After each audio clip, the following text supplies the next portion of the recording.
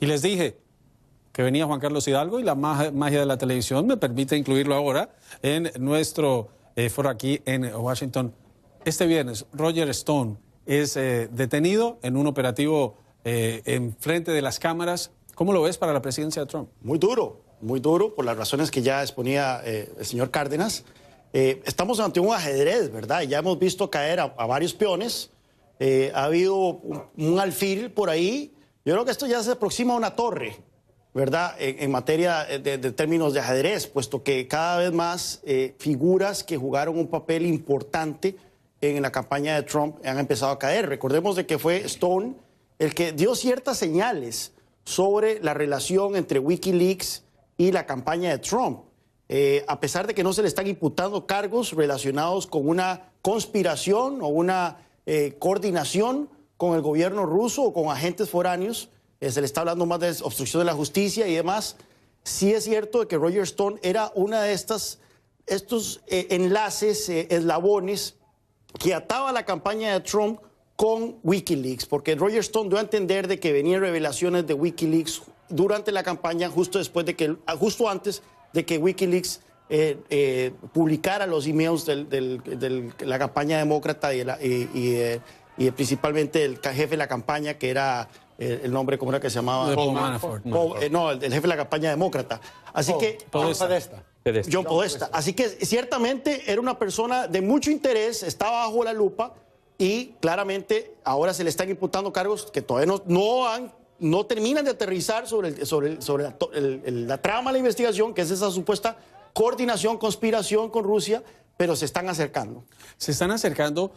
Y acá, cuando uno lee, el fiscal Mueller cada vez sorprende más por la información, la profundidad y por las aristas de la investigación que muchos no se imaginan. Cuando tú, como abogado, ves los mensajes de texto, el nivel de conversación, lo comparas con reportes noticiosos y con una figura como Roger Stone, que lo veíamos ahora salir de la corte después de este espectáculo feliz, porque es una persona mediática, ¿qué tan preocupado debe estar con lo que tiene Mueller? Él está preocupado. No ha leído la acusación, o por lo menos no la había leído cuando dio la entrevista. Pero la acusación podría, estoy de acuerdo con Juan, podría incluir mucho más en términos de cargos de coordinación con Rusia. Pero no lo hace, yo creo, con el propósito de tener suficiente para poder arrestarlo y después de arrestarlo, investigar, ver si él quiere cooperar o poder amenazarlo y decirle, aquí hay cargos adicionales que podemos incluir, que podría todavía hacerle la vida más difícil. Pero los cargos, la manera en que el fiscal los explicó, la manera en que el fiscal explicó cada mentira que él le dio al Congreso, o sea, mentirle al Congreso bajo juramento, lo hace muy difícil para poder defenderlo efectivamente en corte. Algo que hay paralelos entre el operativo en la casa de Roger Stone, el operativo en la casa de Michael Cohen. En la casa de Michael Cohen se llevaron todo lo que encontraron y al parecer ese era el objetivo en la casa de Roger Stone, obtener computadores, documentos. Empieza la investigación, Mueller sabe y ahora va a saber más. Bueno, obviamente, mira, el fiscal es muy prudente en esto. Él presenta los cargos que ya tiene comprobados. O sea, si ya él sabe que él puede comprobar los cargos que fueron presentados en el día de hoy. Pero eso no quiere decir que este tema con Roger Stone haya terminado. Roger Stone tiene un historial con el presidente Trump llevando 30 años. Y si tú has visto las biografías del presidente, ¿cuál es la más famosa frase que se utiliza cuando ha tenido un problema político, un problema personal? Llámeme a Roger Stone. O sea, que lleva 30 años manejando estos problemas complicados del presidente, privados, personales, profesionales, del presidente Trump, y sabe mucho, probablemente tanto como Michael Cohen, probablemente de las andanzas del presidente Trump en su vida pasada. Y hay un dato interesante para irnos a la pausa, y es que Roger Stone, cuando tenía 19 años, trabajó en la campaña de Richard Nixon. Hoy hizo el saludo, les mostrábamos, levantó las manos como Richard Nixon, lo tiene tatuado en la espalda, dice que es su héroe porque lo consideraba indestructible. Otra referencia a Nixon en 2019. Vamos a la pausa, ya regresamos.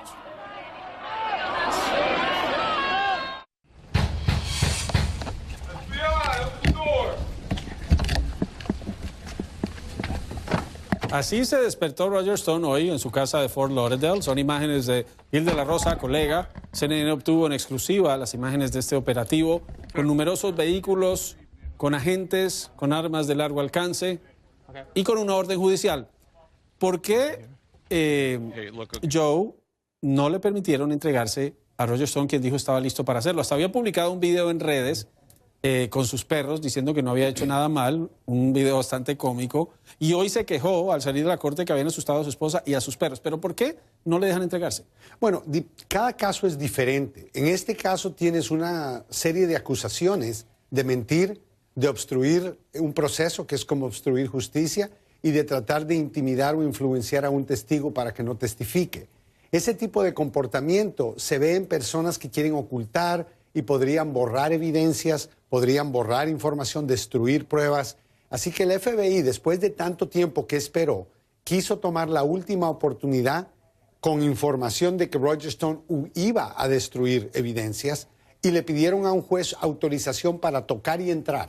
Estas órdenes de cateo, de tocar y entrar, son muy comunes en casos de drogas, en casos de corrupción financiera, donde pueden destruir computadoras y cosas de esa índole. Así que no me sorprende, pero te das cuenta que en el momento en que tuvieron contacto con Roger Stone, él mismo confirma que los agentes del FBI fueron muy amables, muy gentiles con él y que fueron muy profesionales. Y Roberto hablaba sobre una imagen famosa en Estados Unidos, y es cuando Richard Nixon en agosto de 1974 sale de la Casa Blanca, va al helicóptero presidencial y levanta los brazos. Exactamente lo que hizo Roger Stone, sonriente. Roberto, como estratega político, estratega de campaña, ¿cómo se maneja una situación de crisis de esta? Y estas imágenes, ¿qué tanto van a pesar en el proceso? ¿Qué tanto van a afectar al presidente Trump de ver esto en televisión, el operativo? Porque se quejó también en redes esta mañana y decía que habían tratado mejor, que tratan mejor a los traficantes de personas, que tratan mejor a los coyotes, haciendo alusión a Roger Stone, lo mismo que dijo cuando Michael Cohen. Tú decías, esto es una pieza del ajedrez, y en uno de los programas que habíamos tenido aquí en Choque de Opiniones, no recuerdo quién había dicho, y el debate era si es que esto es una pieza de un laberinto, o esto simplemente completa, o cuándo se va a completar esta fotografía. Lo que sí tenemos claro es que existían una serie de personajes, por decirlo de esta manera peyorativa, que son muy típicos muchas veces en la política. O sea, nosotros que hemos estado en campañas electorales, existen personas cuya reputación les precede. Estos son personas, los típicos vivos, que se creen más vivos para pasarse sobre la ley. Entonces, mi impresión, pero por esta imagen, lo que dice, este es un personaje que las personas, sobre todo de Florida, conocían muy bien en la política, que era de este tipo, con estas características. Entonces, y para responder a tu pregunta, ¿por qué se dio esta redada a esta hora, esta intervención en su casa? Yo estoy seguro que Roger Mueller lo tenía muy calculado, era oportuno, era necesario. Y estoy seguro que lo estaban, este tipo de personajes se complican, se van complicando, siguen enredándose. Entonces, cuando llegó el momento, él operó, y no sabemos todavía qué información, como bien tú dices, adicional ha sacado de esta redada. Juan Carlos, para la política de Estados Unidos, que lleva 2 años, ya cumplió 2 años Trump, de noticia sorprendente tras noticia sorprendente, ¿esto se apaga con el acuerdo para el cierre de gobierno? ¿Hay estrategia ahí? Bueno, esa era la discusión este mediodía, el del viernes, cuando se anunció de que había una conferencia de prensa en el Jardín de las Rosas de la Casa Blanca para anunciar el levantamiento del cierre del gobierno, que tenía que ver algo con la noticia de esa mañana del arresto de Roger Stone. Y yo lo dudo. O sea, esta negociación entre Casa Blanca y demócratas llevaba ya varias semanas. Es posible que estas negociaciones se hayan acrecentado en la madrugada previa al acuerdo. Dudo mucho que de repente el presidente Trump simplemente tomara el teléfono y le dijera a Chuck Schumer y a Nancy Pelosi, por cierto, voy a abrir el gobierno esta tarde. Pero ciertamente se genera esa suspicacia, ¿verdad?, de que hay un manejo político detrás de todo esto. Lo cierto es que es un golpe importantísimo para el presidente. Ya estamos hablando de que su gerente de campaña está en la cárcel, de que Roger Stone, que eran sus principales asesores, su abogado personal, varias otras personas de su campaña. Y es interesante porque no sé si ustedes, bueno, obviamente ustedes vieron de que Rudy Giuliani empezó ya a cambiar un poco la narrativa en cuanto al tema de la conspiración con Rusia, ¿verdad? Ya dice que no, antes era que no había conspiración alguna con Rusia, ahora empezó a decir que no hubo conspiración entre Trump personalmente y Rusia. No hubo la autorización, digamos. Dejando abierta la posibilidad de que miembros de su campaña sí hayan tenido contactos con el gobierno ruso y bueno, no sé si es que ya manejan alguna información el equipo legal del presidente. Más que contactos, coordinación. Más que coordinación de que efectivamente hubo este tipo de relación. Y ahí está la pregunta, Al, ¿estaba Rudy Giuliani anticipando esto? O, como dicen muchos, simplemente Rudy Giuliani ya no está coordinando muy bien los temas de campaña, porque él en su declaración dijo que él nunca había dicho que no se había dado ningún tipo de colaboración, colusión entre miembros de la campaña y Rusia, sino que el presidente nunca había tenido nada que ver. Estaba adelantando como adelantó lo de Stormy Daniels cuando por fin reconoció que el presidente sí le había pagado. El presidente, luego de que lo dijo Giuliani, lo reconoció. ¿Estamos en un escenario similar? Bueno, mira, todo el mundo sabía que le iban a presentar cargos a Roger Stone, inclusive él. O sea, lleva ya como 2 meses en entrevistas con ustedes en la prensa, diciendo que lo iban a procesar criminalmente. O sea, él mismo sabía que eso iba a ocurrir. Rudy Giuliani y todo el equipo de defensa del presidente sabía que esto venía. El presidente lo sabía, Steve Bannon. Lo único que no se sabía es cuándo iba a suceder. Y todo lo que estaba conversándose era la especulación del por qué Mueller estaba esperando tanto tiempo, qué más prueba quería conseguir, etcétera. O sea, esto no es sorpresa. Tampoco es sorpresa para mí que el presidente cedió hoy con los demócratas en la apertura del gobierno por 3 razones.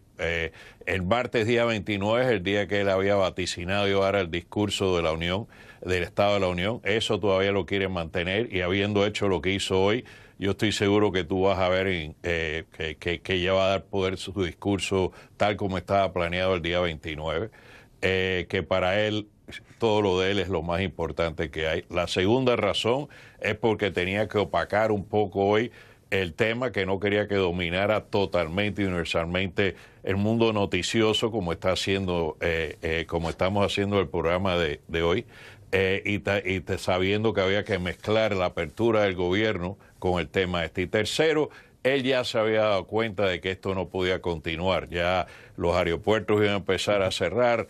Ya mismo se había dicho que gente se estaba retirando de las agencias de inteligencia y las agencias como el FBI. Ya los almirantes más importantes del guardacosta estaban diciendo que esto no era sostenible. O sea, la opinión pública se la había echado hacia atrás. O sea, que el presidente ya se había encontrado una posición donde ya no podía negociar más esto y tuvo que ceder a lo que, dicho sea de paso, los demócratas le habían ofrecido ya hace mucho tiempo. 34 días. Y nunca yo he visto, hace 4 días. O sea 34.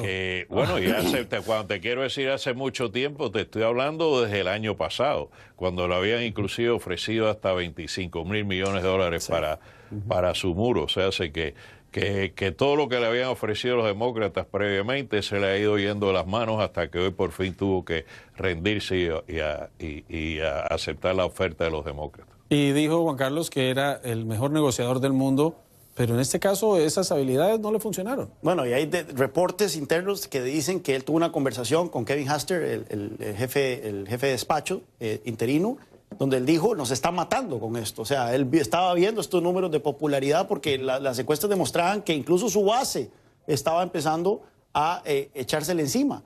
Así que ciertamente fue una pésima jugada por parte de él, pero ojo, no hemos terminado esto. Esto no es un break de 3 semanas. Y en 3 semanas vamos a ver si las posiciones de ambos bandos se mueven un poco. Los demócratas probablemente van a seguir con su tesitura de que no puede haber financiamiento para un muro, una barrera física, y el presidente va a seguir con su tesitura de que tiene que darse plata para eso. Hay una particularidad, vamos a hablar, Roberto, cuando vengamos de la pausa, lo que dijo el presidente. Acordó reabrir el gobierno, fondos durante 3 semanas hasta el 15 de febrero y dice si luego se creó una comisión que va a negociar, que va a hablar sobre el tema de seguridad nacional, pero si no hay acuerdo entonces se reserva el derecho de declarar una emergencia nacional. De eso hablaremos al regreso en esta edición de Choque de Opiniones.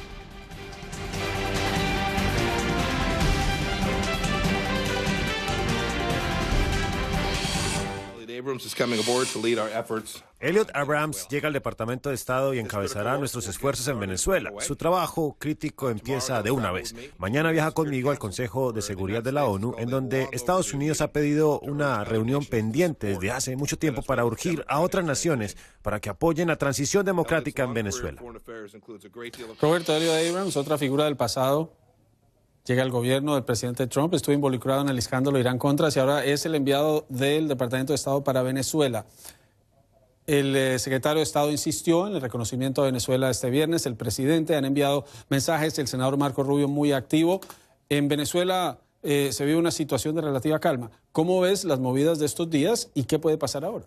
Creo que es muy positivo para todos aquellos que esperamos que la tragedia de Venezuela, la tragedia que están viviendo sus ciudadanos en términos de desempleo, de falta de alimentos, de falta de salud, de seguridad, es una esperanza. Y es una buena esperanza. Creo que sobre todo nosotros lo estamos viendo de la perspectiva y siempre cuando entro a los Estados Unidos vemos la jugada política de los Estados Unidos, la cual el respaldo que ha dado, pero son los países vecinos. Sí.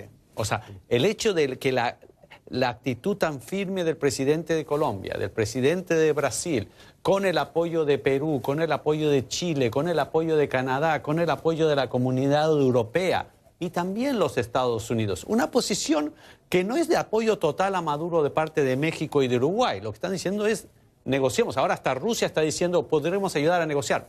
Por cierto, yo no creo en una Rusia, China, negociación. Turquía reconocen a Maduro. China creo que siempre verá como un problema, sobre todo económico, por Todavía, la deuda Venezuela todavía les debe 20.000 millones Correcto. de dólares. China va a ser un jugador económico. Pero Los son que pragmáticos. Correcto. Rusia, el que Rusia diga, yo quiero conversar de nuevo, yo no estoy de acuerdo a conversar para quemar tiempo mientras la gente se está muriendo de hambre. No. Ahora, si es que lo que están dando señales, conversemos para dar una salida a esto, porque básicamente le estamos diciendo, entre comillas, a mi aliado, a Maduro, esto es insostenible, podría ser. Pero en todo caso, hay una esperanza y una luz al final del túnel. Veamos. Pero cuando uno va al escenario, Juan Carlos, y uno mira, Maduro recibió el respaldo de las fuerzas militares, del Poder Judicial, del Poder Electoral, de la Fiscalía. Tiene esos instrumentos. Guaidó no los tiene, no están en igualdad de condiciones. ¿Tiene el suficiente impulso y respaldo con Estados Unidos Guaidó en este momento para ser una alternativa dentro de Venezuela? Los únicos que cuentan ahí son los militares, que son los que tienen la última palabra. Pero Guaidó tiene el apoyo del 80% de los venezolanos, que están en contra de la continuidad de Maduro. Tiene el apoyo de la mayor parte de Occidente. Nuevamente, esto no es solo una cuestión de la administración Trump.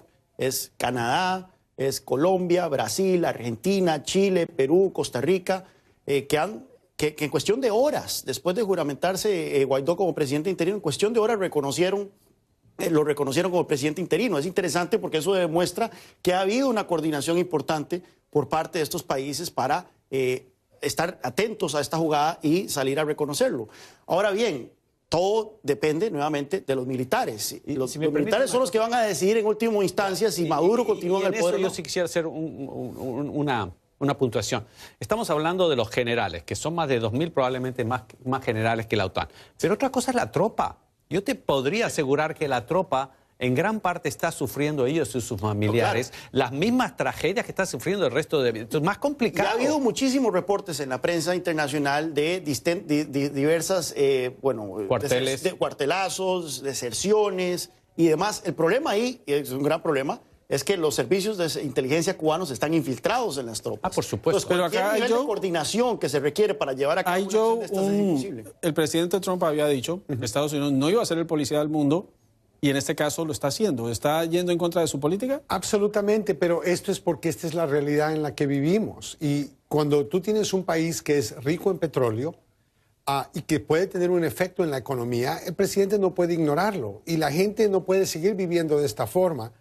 continuar con lo mismo no tiene sentido para Venezuela. Así que el presidente Trump y otros países se dan cuenta que lo único que se está pidiendo aquí es un proceso a lo que eventualmente sería una democracia, no lo que tienen ahora. Al, figuras claves en todo este proceso, el senador Marco Rubio ha estado impulsando esto, convenció al presidente, llevó a Lilian Tintori a la Casa Blanca y sigue presionando. Habla, por ejemplo, del petróleo. Él dice que las petroleras que refinan el crudo aquí en Estados Unidos deben darle los fondos al gobierno de Guaidó.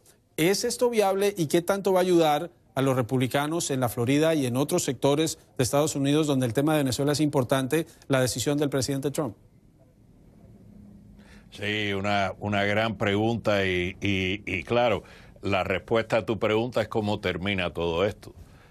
Porque puede terminar de dos maneras. Primero, Maduro sigue el mismo patrón que Ortega en Nicaragua. Esta gente son mandatarios que para retener su poder están dispuestos a matar a personas inocentes desarmadas de su propio pueblo, a su propia gente, con tal de retener el poder. Ya hemos visto que cientos de personas han fallecido en Venezuela, igual que miles fallecieron en Nicaragua, cuando todos estábamos esperanzados en Nicaragua, que cuando estas cientos de miles de personas se lanzaran a las calles, la evidencia de que había un rechazo total sobre el mandato de Ortega, que lo iba a hacer renunciar e irse, no. Ortega está dispuesto a matar a todo el que había que matar para quedarse en el poder y sin intervención extranjera. Nadie iba a cambiar eso. Mi preocupación que en Venezuela es que ya tenemos a cientos de personas que han sido asesinadas en las calles.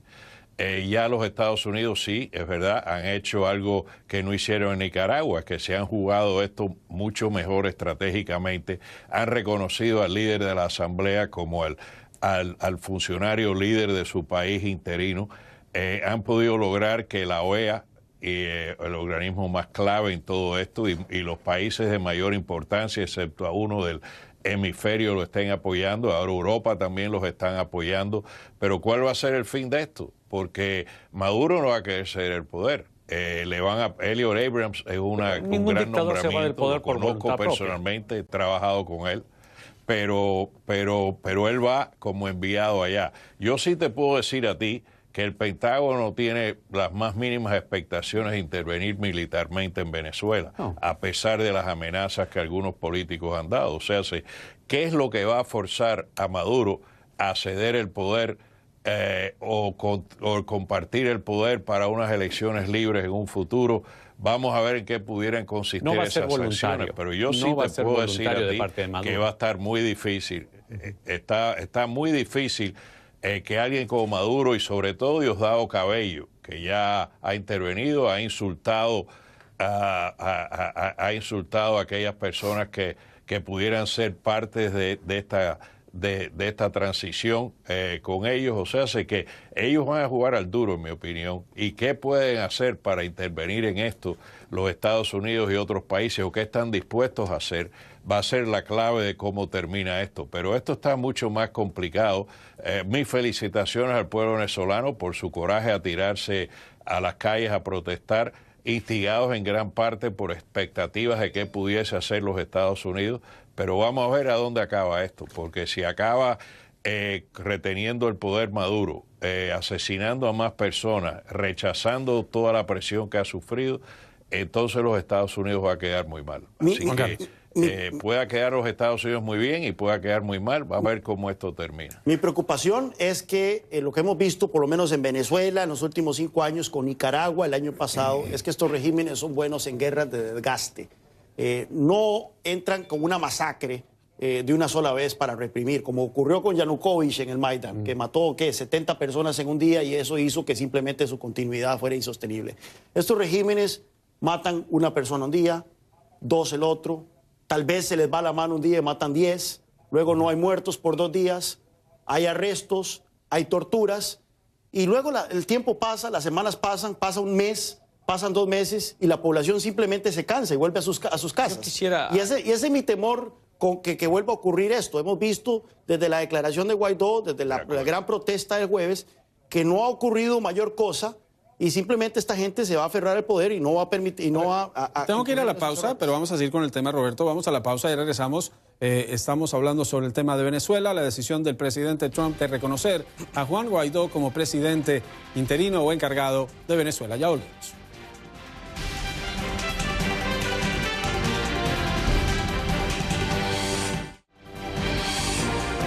Imágenes de esta semana en Caracas, la manifestación de la oposición. Hubo también una manifestación muy significativa del oficialismo. Y hay un nivel de crispación, Roberto, y de tensión en que nos reclaman porque decimos que el oficialismo sacó gente a las calles, el oficialismo saca gente a las calles, la oposición saca gente a las calles. Lo que yo veo en este proceso de Venezuela es que la expectativa de tanta gente ante una situación tan crítica como la que viven dentro y fuera del país ha servido también para que muchos la exploten políticamente, para que muchos se beneficien de esa crisis, entusiasmen a los venezolanos con que va a pasar algo sin tener una certeza de que va a pasar. Y en este momento no hay ninguna garantía de que se pueda consolidar Juan Guaidó en el poder y que Maduro vaya a salir.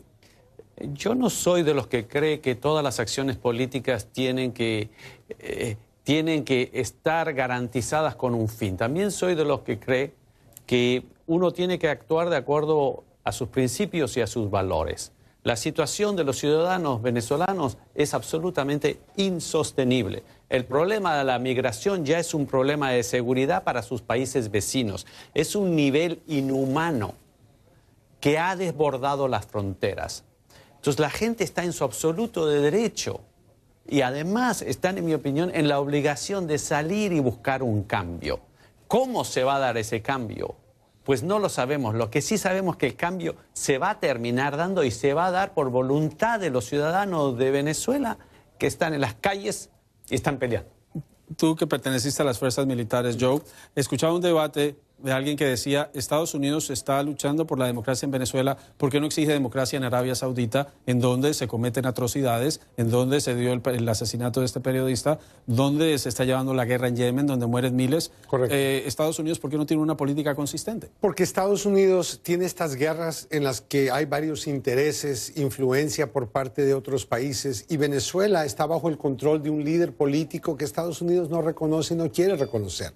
Estados Unidos siempre ha criticado países a manos de dictadores. Entonces yo creo que esa es una de las razones por la cual el presidente ahora ve una oportunidad de hacerlo. La pregunta es si va a llegar a algo más de simplemente reconocer a Guaidó como el nuevo líder. ¿Va él a mandar tropas en el evento de violencia o no? ¿O qué más va a hacer el presidente? Pero en este caso, ¿tiene buena relación? Yo sí. ¿Tiene una relación con Erdogan de Turquía, con Putin de Rusia, con Xi Jinping de China? ¿Le gustan los líderes fuertes? Duterte en Filipinas, Maduro es la excepción.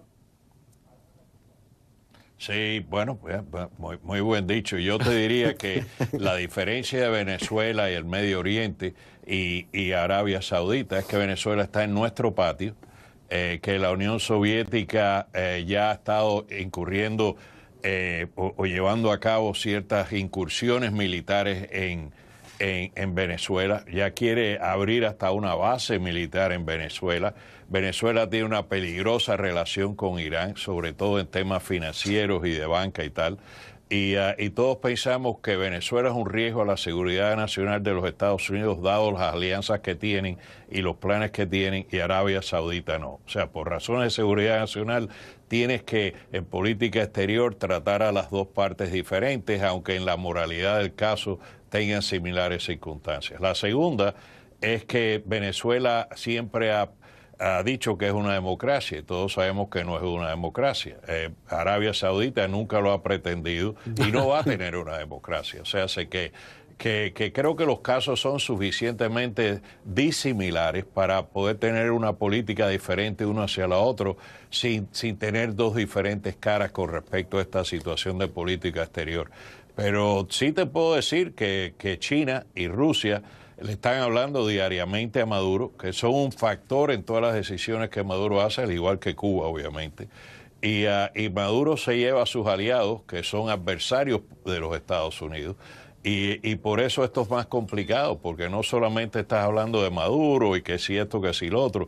Tienes poderes que Maduro, China le debe mucho dinero.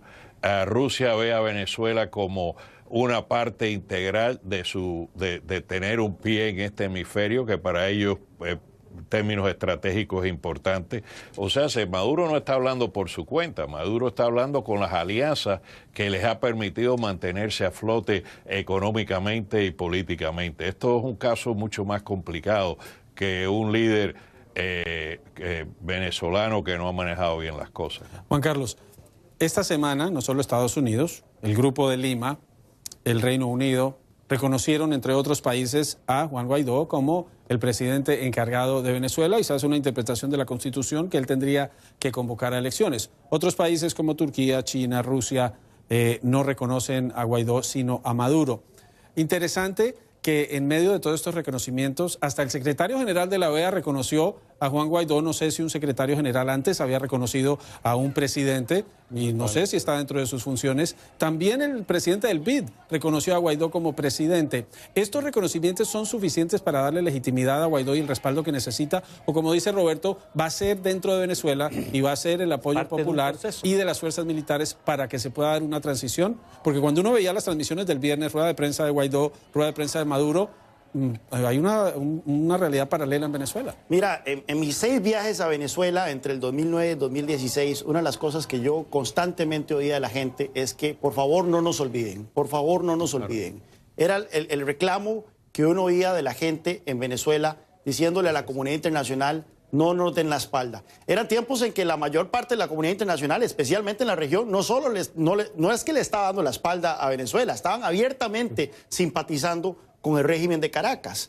Pues por supuesto que yo creo que esto es importante para envalentonar a la oposición. Recordemos, como mencionaba antes, este es un pueblo que ya ha visto este tipo de situaciones antes. Ya se ha tirado a las calles con anterioridad, todo para que después no pase nada. Yo creo que este espaldarazo de la comunidad internacional, aunado a las sanciones individuales que se han venido imponiendo sobre figuras del régimen, que están haciéndole la vida cada vez más difícil a estas figuras del régimen. Recordemos que han robado cientos de miles de millones de dólares, pero no los tienen en Venezuela, los tienen en Suiza, los tienen aquí en Estados Unidos, los tienen en Francia. Estas sanciones están haciéndole la vida más complicada. Yo creo que esto puede empezar a resquebrajar el régimen. No hay garantías, como bien dice Roberto, no hay garantías, pero algo había que hacer. Y los tiempos no son caprichosos.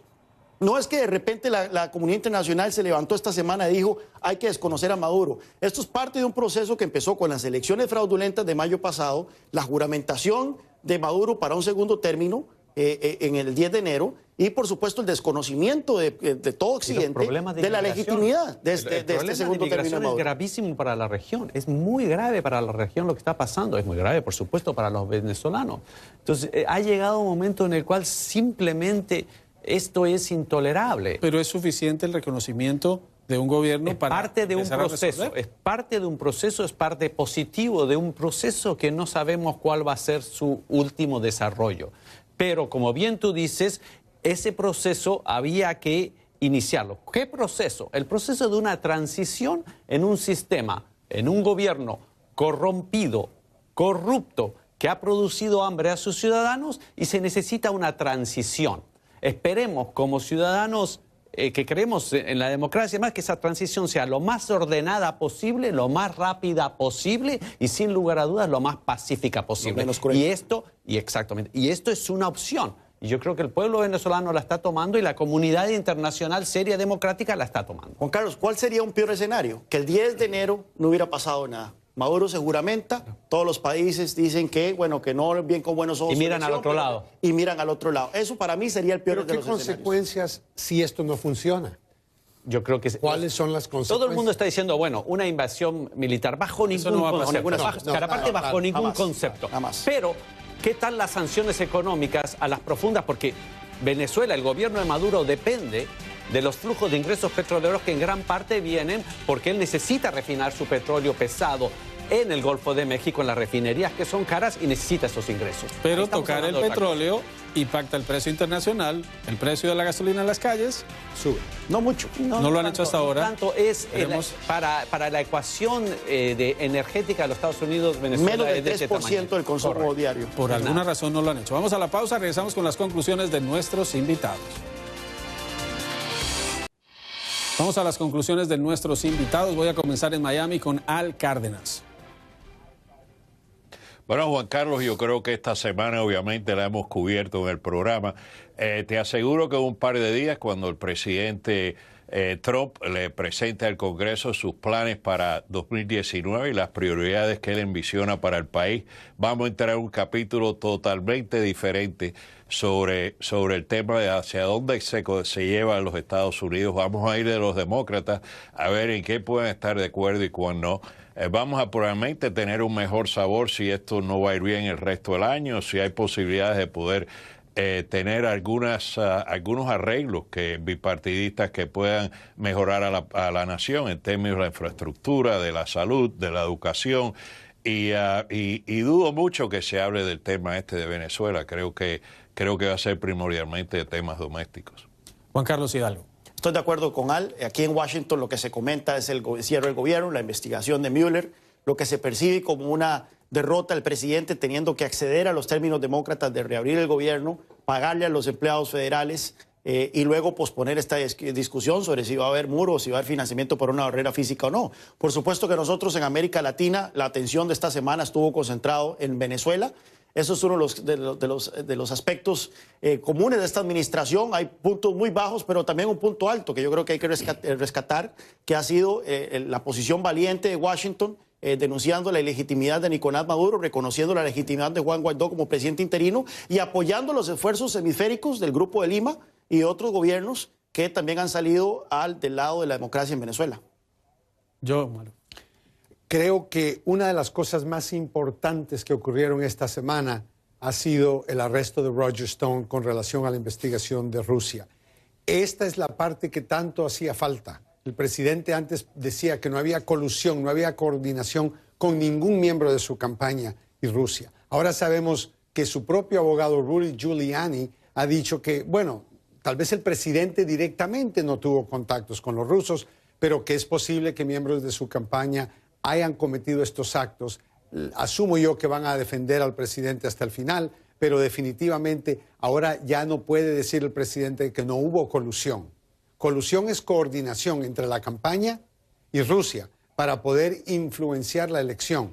Y estos correos electrónicos de Wikileaks, que ahora sabemos fueron divulgados en parte por la campaña de Trump y coordinación por parte de la campaña, cambia el panorama para el presidente y la investigación. Semanas interesantes. Roberto Izurieta.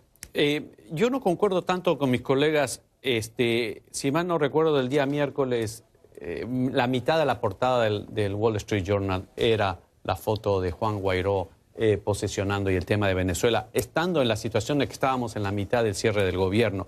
Entonces, yo pienso que el que se haya reabierto el gobierno ya ahora es una muy buena noticia, sobre todo para los empleados federales, para la estabilidad, y da 3 semanas de negociaciones que estoy seguro que van a actuar, sobre todo los demócratas, con mucho más astucia, porque hay mucha menos fuerza del otro lado. En este caso, Donald Trump aceptó de manera, como bien dices, quizás por el arresto y la detención de Roger Stone, aceptó estas negociaciones, o también por la presión que se estaba dando en las zonas de seguridad, sobre todo en los aeropuertos.